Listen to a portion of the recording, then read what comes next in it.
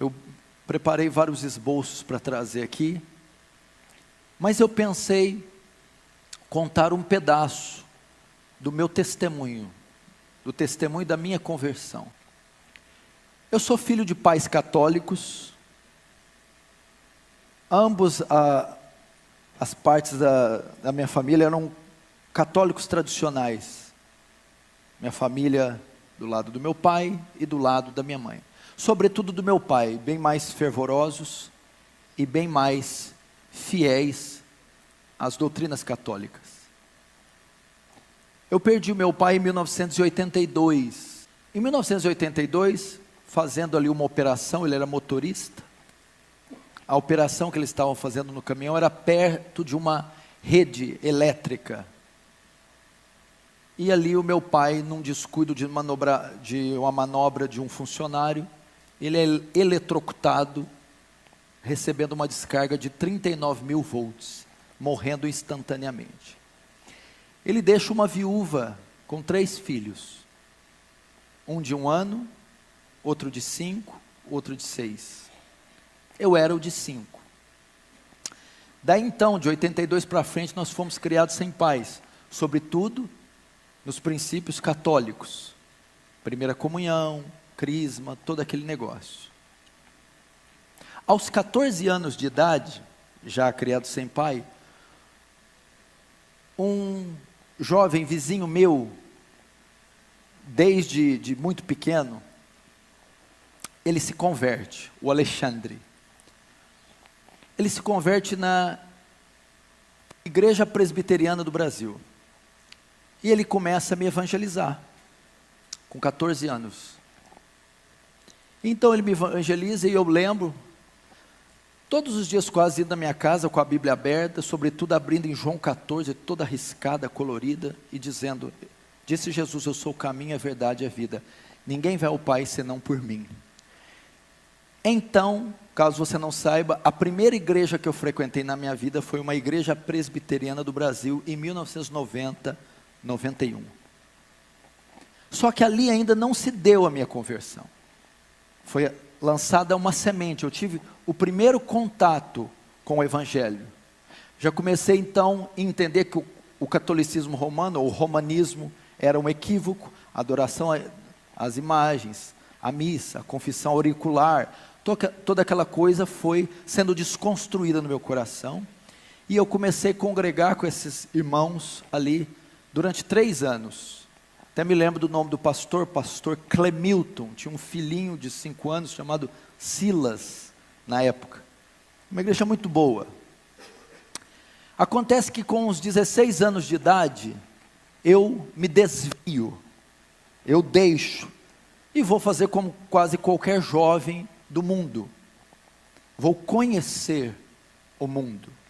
E é então que dos 16, 23, começa a minha saga ímpia.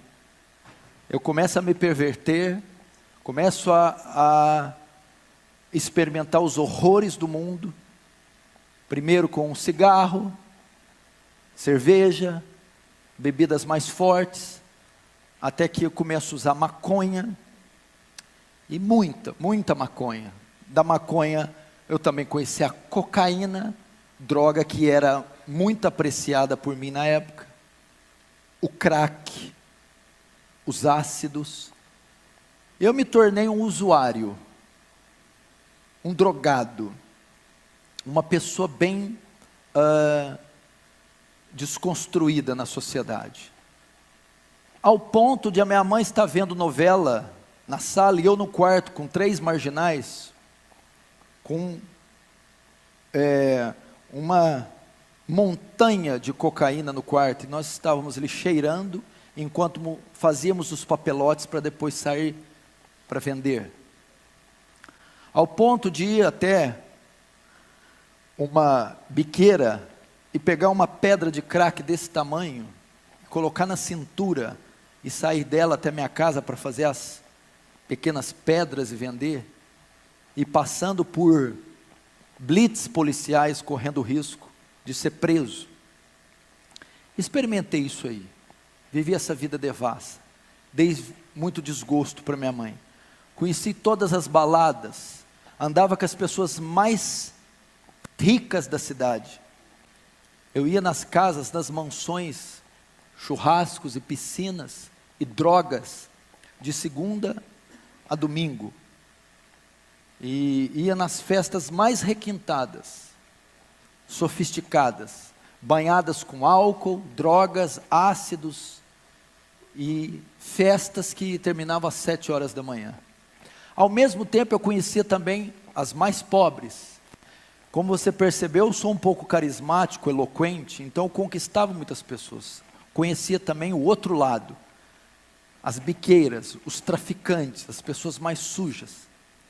Ao ponto de um dia, em uma chuva, uma meia-noite, minha mãe, meus irmãos dormindo, nós fomos para os fundos da minha casa, onde tem, o telhado tem aquele beiral, alpendre, não sei como alguns falam, chovia e pingava, enquanto eu entro com 10 marginais da pior espécie, seres da pior espécie, os bandidos mais vagabundos que se puder imaginar. E nós agachamos os 10 debaixo daquele beiral para usar crack, dentro da minha casa. Era pichador, skatista, não que uma coisa esteja relacionada à outra. E fui conhecendo tudo isso.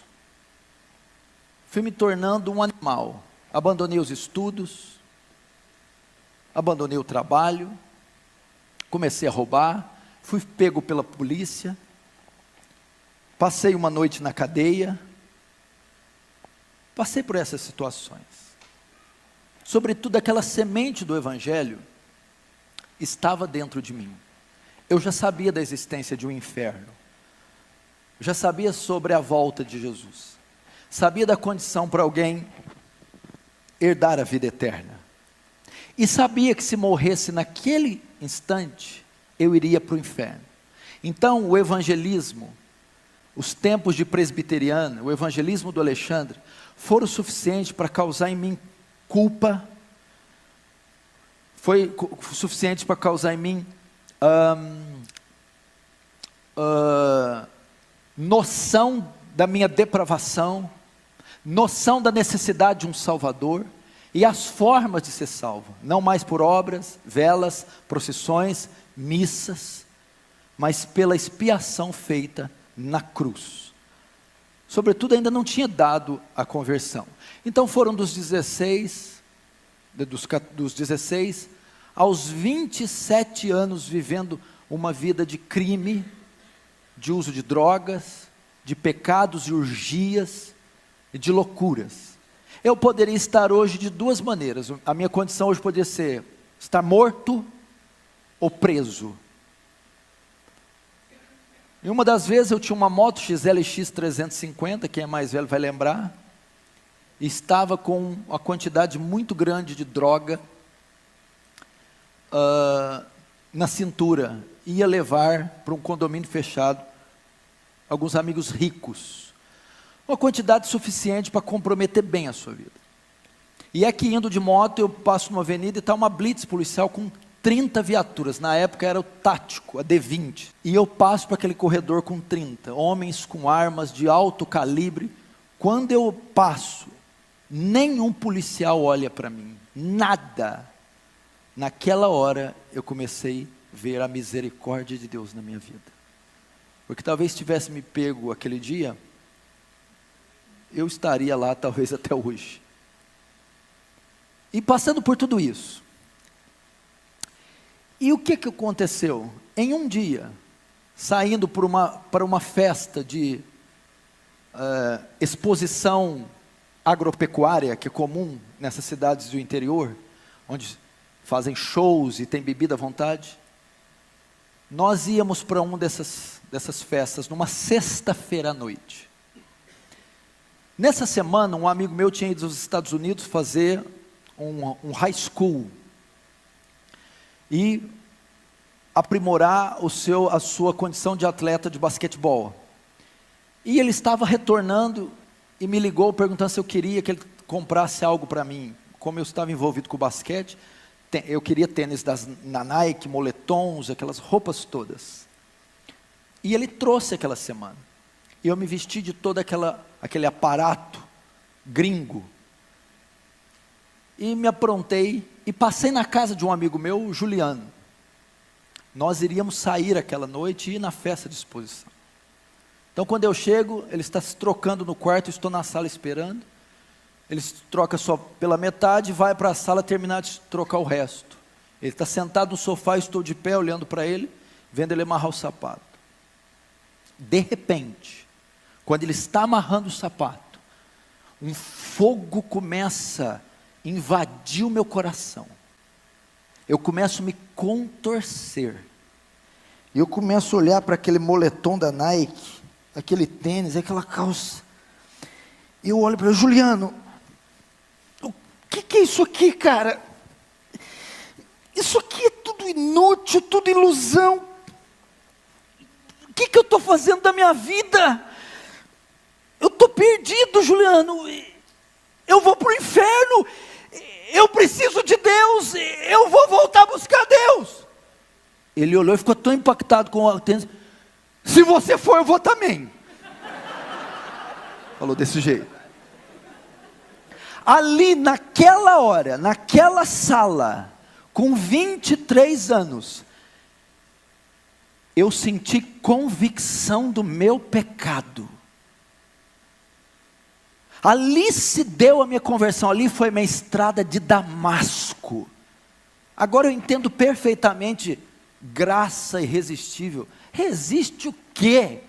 É impossível resistir. Ela me tomou naquela sala. O Senhor disse: eu vou dizer vem, e ai de você se não vir. Ali, irmão, eu tive convicção do pecado. Eu comecei a me contorcer e ver tudo ilusão, eu estou perdido. E eu comecei a repudiar aquelas coisas, aqueles valores, e ver meu estado. Foi Deus e o Espírito Santo com a semente que Ele tinha plantado anos atrás. E aquela hora ela germinou. O que aconteceu? Mas nós ainda saímos. Estávamos tudo pronto, fomos para a festa. E aquela noite eu me lembro de não ter visto, ouvido nada. Eu fiquei como um zumbi o tempo todo. Voltei. Dormi. Sábado. O que eu fui fazer? O Alexandre. O cara que pregou para mim. Vou atrás dele. Alexandre, o que foi? Tem culto hoje? Eu quero ir no culto. Calma, o que aconteceu? Tem culto hoje, tem igreja. Onde eu quero ir, vamos. O azar que não estava na presbiteriana mais.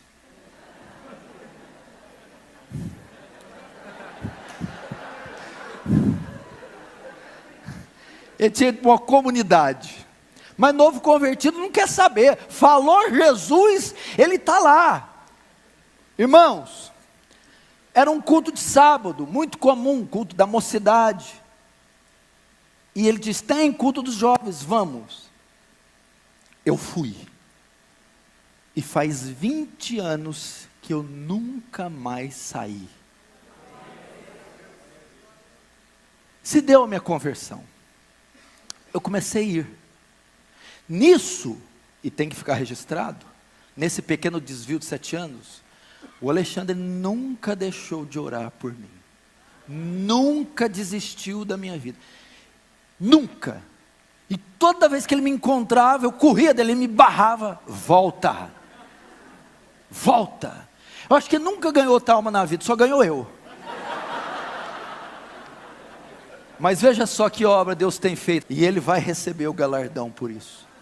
Mas eu nunca vi alguém insistir tanto com uma alma, orar tanto por uma alma, jejuar tanto, padecer tanto. Eu nunca vi como Ele fez comigo.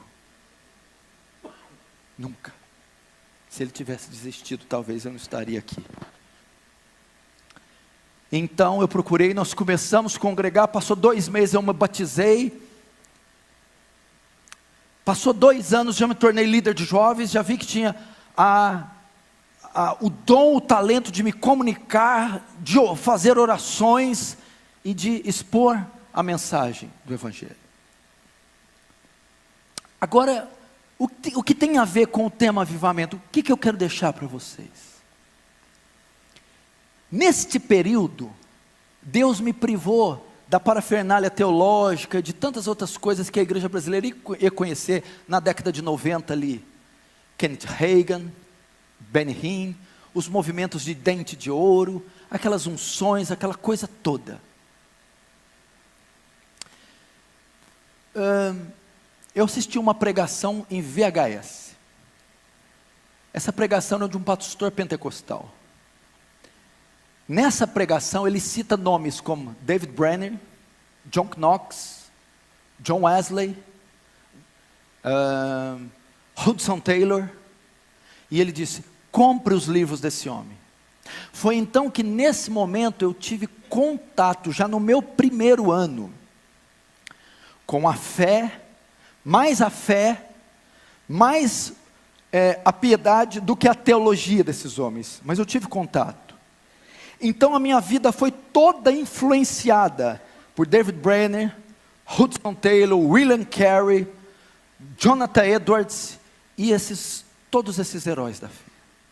E eu percebi algo quando eu li os livros dele. Depois eu conheci um outro livro que é o Heróis da Fé, do Orlando Boyer. Então ele vai falar de Dwight Lyman Moody, Martin Lutero, Jerônimo Savonarola, Jonathan Goforth, David Livingstone, os grandes vultos que a terra conheceu depois dos apóstolos. Homens que eu não dispenso comentário. Quem não se lembra do grande despertamento da Nova Inglaterra e o sermão Pecadores nas mãos de um Deus irado, de Jonathan Edwards. Missões do interior da China, quem não se lembra? Hudson Taylor. A biografia diz que o sol nunca nascia sem que Hudson Taylor tivesse de joelho. David Brenner morreu tuberculoso com 29 anos, ele cuspia pedaços do seu próprio rim. E eu notei algo nesse primeiro ano. Eu notei que todos eles, do evangelista ao avivalista, do teólogo erudito ao missionário, todos eles tinham algo em comum. Eles eram homens de oração. Todos, sem exceção. Todos. E eu comecei então a entender que o que os pastores da igreja que eu congregava traziam, as suas mensagens, eram até que bons, mas eram muito superficiais. Passei a basear a minha doutrina, a minha fé, na doutrina, no estilo de vida destes homens. Então daí eu passei a desenvolver uma vida de oração, e Deus me concedeu graça. Você quer saber como nasceu a Igreja Aliança do Calvário? Como nasceu o Ministério Defesa do Evangelho? Como nasceu o ministério do pastor Paulo Júnior? De joelhos, de oração. Tudo que eu tenho, tudo que eu sou, é óbvio, eu não vou escorregar aqui, é pela graça de Deus e uma ação soberana, mas de joelhos, através da oração. Foi então que eu comecei a aprender a orar. E eu me lembro quando eu consegui orar a primeira vez por 1 hora, a vitória que foi. Mas Deus não ia parar por ali. Então nós começamos. Eu trabalhava como cameraman das categorias de base do time de basquete de Franca. São 8 categorias. Eles começavam a treinar 1 da tarde e de hora em hora intercalava as categorias até o time principal às 7, 5. O que eu fazia? Então Deus começou a desenvolver algo. Eu ia até eles, como eu filmava e depois vendia as fitas. Eu ia até os treinos, subia até a arquibancada, do lado esquerdo era o banheiro feminino. O banheiro feminino é só utilizado em dias de jogos. Eu entrava naquele banheiro, dobrava os meus joelhos enquanto escutava o barulho do tênis e da bola, e das categorias dos times entrando, jogando, saindo, e eu orava, porque eu fui influenciado por esses homens, e eu ouvi que John Knox dizia: dá-me as almas da Escócia, senão eu morro. Então lá dentro daquele banheiro eu começo a dizer: dá-me as almas do basquete, senão eu morro. E eu ficava ali 1, 2, 3 horas dentro do banheiro feminino enquanto eles oravam. E você sabe que eu transpiro muito, estava molhado. E quando eu saía de lá, o banheiro em cima, descia a arquibancada, a quadra embaixo. Eu descia e depois ia pregar para eles. Foi que então começaram a haver conversões no meio do basquete, atletas, pessoas envolvidas. Haviam técnicos, massagistas, haviam preparadores físicos, atletas, e eu comecei a desenvolver o ministério de evangelismo através deles. E foi havendo conversões, e foi acontecendo um movimento, e a igreja, o meu ministério surgiu num pequeno despertamento entre os atletas e os jovens. E foram convertendo os jovens naquela época, e se tornando um grupo que passou a me acompanhar. E tudo em oração, e eu orando ali. E esse grupo, nós começamos a fazer vigílias de oração. E nós fazíamos vigílias de sexta-feira para o sábado, do sábado para o domingo, da meia-noite às 6 da manhã. Eram 5 jovens que faziam, fruto desse despertamento entre os atletas. Eram 4 mais eu, e nós oramos da sexta para o sábado, do sábado para o domingo, até às 6 da manhã. Fizemos isso durante anos. E hoje, são pastores da Aliança do Calvário. 90% daqueles que estavam comigo, são hoje os pastores que estão comigo. Deus me ensinou a orar. Eu passei então, aprender o poder da oração.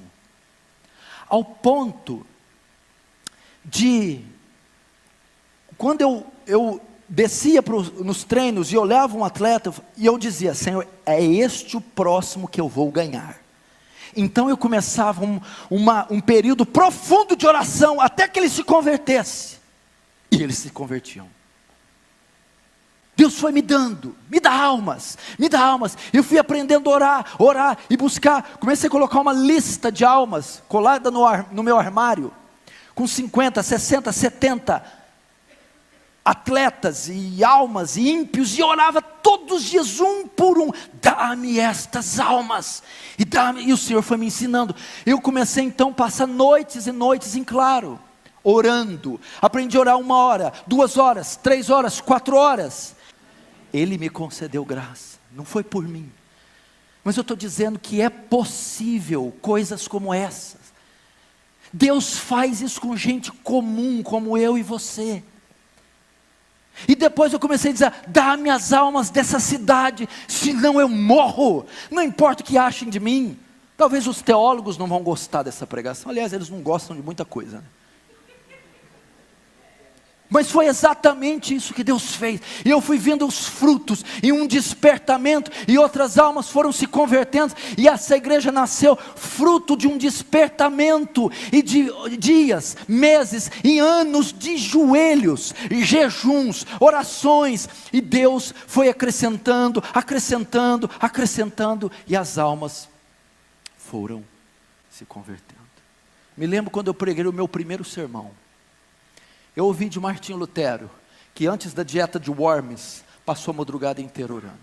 Eu ouvi de Jonathan Edwards, que antes de pregar o sermão Pecadores nas mãos de um Deus irado, passou 3 dias sem comer, e sem beber e sem dormir, orando. Eu disse: se eles fizeram, eu também vou fazer.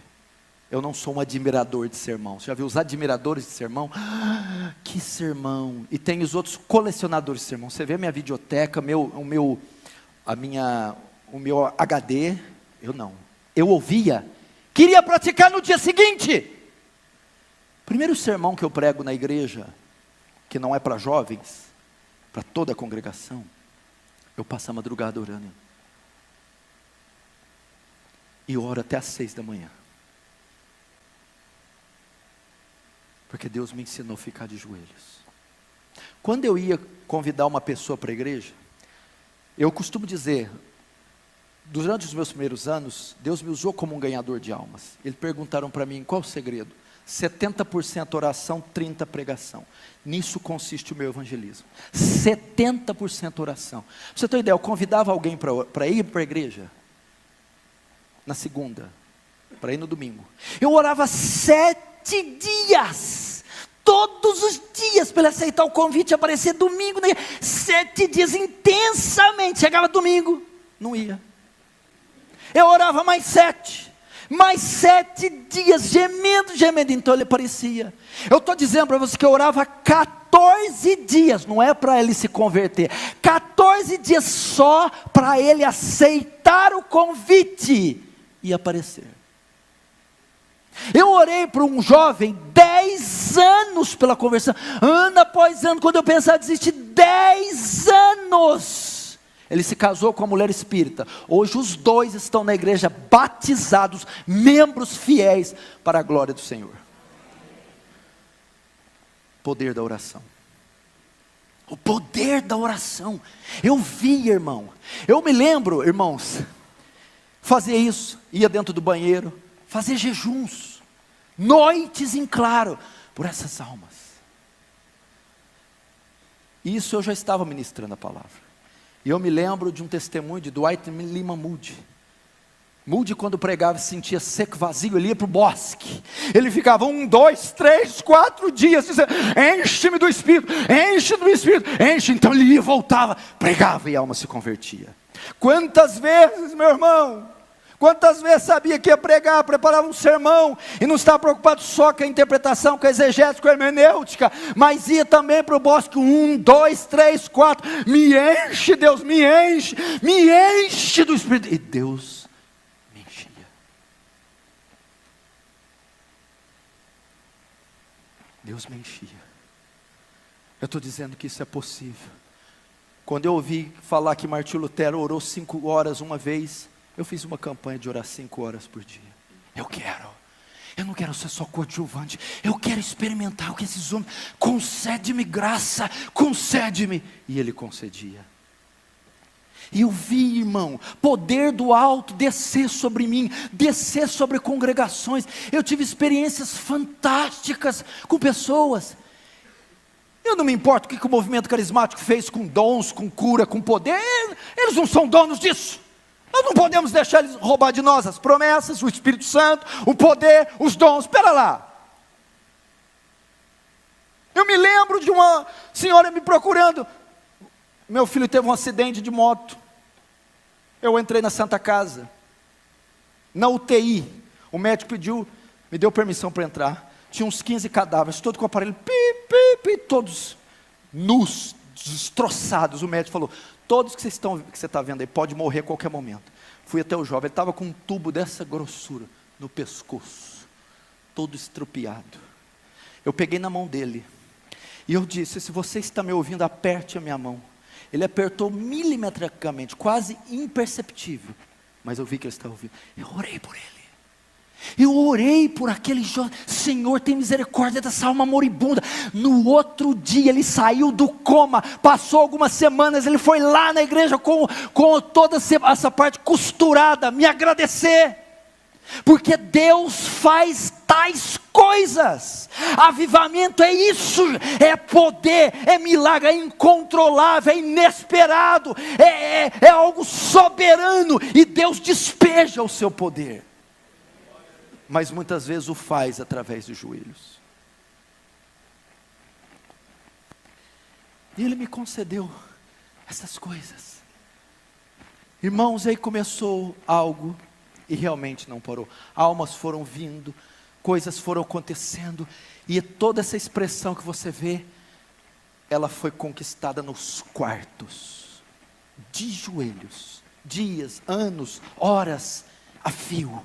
Diante do Senhor, o reino de Deus é tomado por violência, e só os que se esforçam se apoderam dele.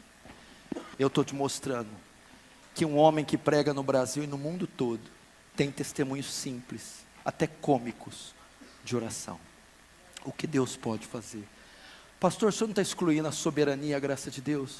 Meu irmão, sabe como alguém demonstra a soberania de Deus? Quando ele ora. Porque quando ele ora, ele mostra que ele não consegue fazer nada, que ele não dá um passo à frente, que tudo depende de Deus. É pela graça, é pela misericórdia, é pelo poder de Deus. E foi por essa razão que eu orei todos esses anos.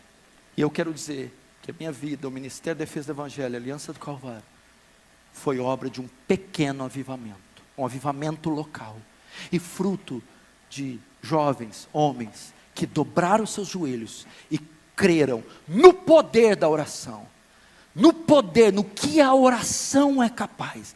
E eu quero dizer a você, não sei de onde você é, qual cidade, mas você pode fazer o mesmo e dizer: dá-me as almas de São Paulo, senão eu morro. Dá-me as almas do Rio de Janeiro, senão eu morro. Dá-me as almas de Brasília, senão eu morro. Dá aos meus filhos, senão eu morro. Meu marido, senão eu morro. Meu irmão, a rainha da Inglaterra dizia: não temos exércitos escoceses, eu temo as orações de John Knox. Se você souber o poder que a oração, é isso que o pastor coreano está aqui ensinando, o poder que a oração tem. Ore, aprenda a orar até que fogo do céu desça, até que Deus nos avive, até que Deus levante esses ossos secos e o torne um poderoso exército. Eu sei, nós já temos grandes expoentes da fé reformada, grandes seminários, grandes títulos publicados. Eu sei, isso é excelente, mas você já está farto disso. Você precisa ouvir o outro lado também. Precisa ouvir que John Knox, uma grande mente, ficava de joelho, que Jonathan Edwards gastava 13 horas por dia com as escrituras, em oração em cima do seu cavalo. Como o Dr. Lloyd Jones dizia: lógica em chamas, ortodoxia e piedade, teologia e paixão, conhecimento e fogo. Aprenda a orar. A oração não conhece fronteiras, não conhece barreiras, não conhece sexo, extrato social. Qualquer um pode executar. É tão simples e tão fácil que uma criança pode fazer. O que você no seu quarto é capaz de fazer? Você muda contextos, reis, você muda leis, estações ali de joelhos. Onde o seu braço não chega, a oração chega, meu irmão. A força que você não tem, ela dá. Ela levanta, ergue, santifica. Ela dá conhecimento, graça. Aprenda este ofício majestoso. E com esse simples, humildes, cômicos testemunhos, aprenda a orar.